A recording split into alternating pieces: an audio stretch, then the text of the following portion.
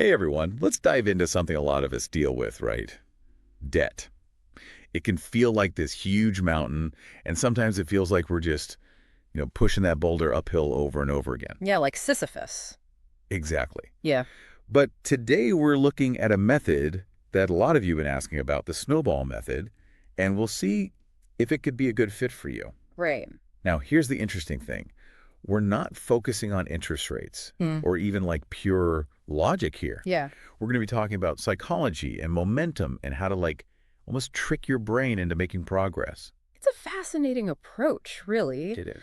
The snowball method, it kind of turns things upside down. Yeah, Instead of, the traditional advice of tackling your highest interest rate debt first, right. you actually go after the smallest debt first, no matter what the interest rate is. Okay, so why does that even work? Well, so there's actually research on this. Harvard Business Review did a study, and they found that people who use this, what they call the small victories approach, they actually had higher success rates when it came to paying off their debt, especially people who were new to the whole debt repayment game. So there's actual science behind this. Yeah, it's not just like a feel-good thing. That's really interesting because, yeah, I love checking things off a list, but to know that there's research backing it up is really cool. Right. It makes you feel like you're on the right track. So what is it about this psychological approach that actually makes a difference? Why does it work? Well, think about it this way. When you knock out that small debt quickly, Yeah. it's like bam. You get that immediate sense of accomplishment, like, Yeah. hey, I can actually do this. Mm. And that feeling, it really fuels your motivation to keep going. Hey, I get it. So it's not just some vague positive thinking thing. There's a real effect on how we act. Yeah. But wait a minute. Isn't there another side to this whole thing? Doesn't conventional wisdom say you should always hit the highest interest rate debt first? Yeah. Isn't that just, mathematically the best way?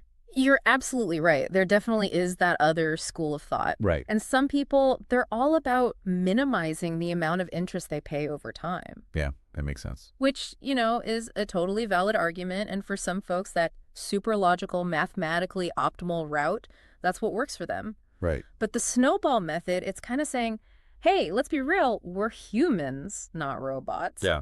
And sometimes we need that motivational boost even more than we need to save a few extra bucks on interest. So, okay, let's break this down. Okay. How do we actually put this snowball method into action? Step one, Step one. we list out all our debts, from the smallest to the largest, which sounds pretty simple. Yeah. But why is that so important? It's all about the visual impact.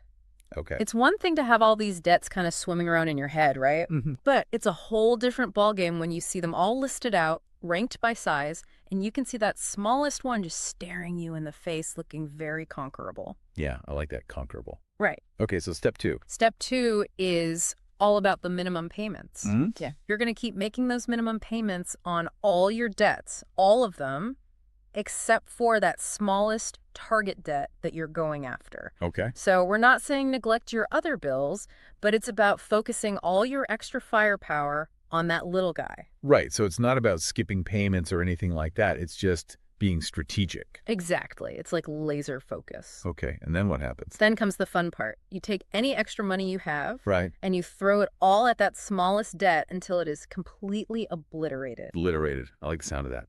So that extra money, it doesn't just disappear once that debt is gone. You got it. That's where the snowball really starts to roll. Okay, how so? So now you take that payment amount that you were using to crush that first debt and you add it to the minimum payment you were already making on your next smallest debt. Oh, I see. So that snowball's getting bigger. Exactly. And not only is it getting bigger, but it's also picking up speed. Right, because you have more money to throw at it every month now. Precisely.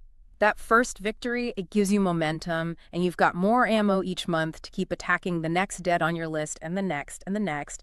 And over time, that snowball, it becomes an avalanche. Okay, that's a powerful image. I love it. Let's put this into practice, though, okay? Yeah. Say we have someone, let's call her Emily. Okay, Emily. Emily has a $1,200 credit card balance, Right. a $3,000 medical bill, and a $5,000 car loan. Okay, so classic situation. Lots of people can relate to that. Exactly. Now, let's say Emily has an extra $100 every month that she can use to pay down her debt. How does the snowball method change things for her?